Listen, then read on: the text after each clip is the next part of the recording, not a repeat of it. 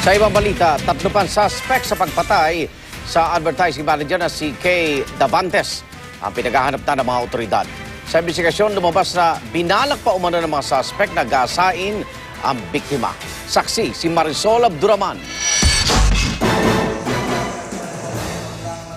Kasunod ng pagsuko ni Jojo Diel nitong Sabado, 3 suspect pa ang hinahanap ng mga otoridad kaugnay ng pagpatay sa advertising manager na si Kay Davantes. Mismong ama ni Diel ang nagsuko sa kanya sa isang simbahan sa Las Piñas. Inamin niya yung participation niya doon sa problema na yun. And he was convinced by his father na sumurrender ka na lang. Na mga oras din yun, tinawagan pa ni Jojo ang isa nilang kasamang si Jory para sana kumbinsing sumuko pero hindi na raw ito makontak.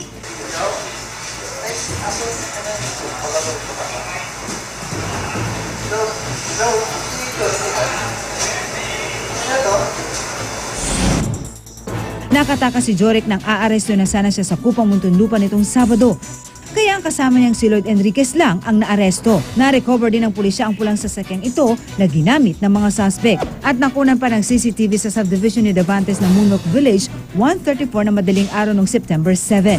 Kita sa CCTV ang isa sa mga suspect na si Jomar Pipito na pinaghahanap pa rin ngayon. 1:41 AM naman, pumasok ang sasakyan ni Kay na lumabas din sa subdivision pagka 10 minuto. Kasunod na ang pulang sasakyan ng mga suspect. 4:30 na madaling araw, nakita ang wala ng buhay na katawan ni Kay na may saksak sa leeg at likod sa Silang Cavite. Sa investigasyon, lumabas na binalak pa rin ng grupong gahasain ang biktima. Pero sabi ng grupo, pagnanakaw lang ang pakay nila. Pumalag yata yung isa na walang ganyanan. Mag-aaway-aaway tayo dito pag ginanon pa. Nauna nang naaresto ng NBI nitong Biyernes ang sinasabing utak sa krimen na si Samuel Decimo. Natuntun din ang tindahan ng isang Ernesto Paraon kung saan naibenta ang iPhone at laptop ni Kay.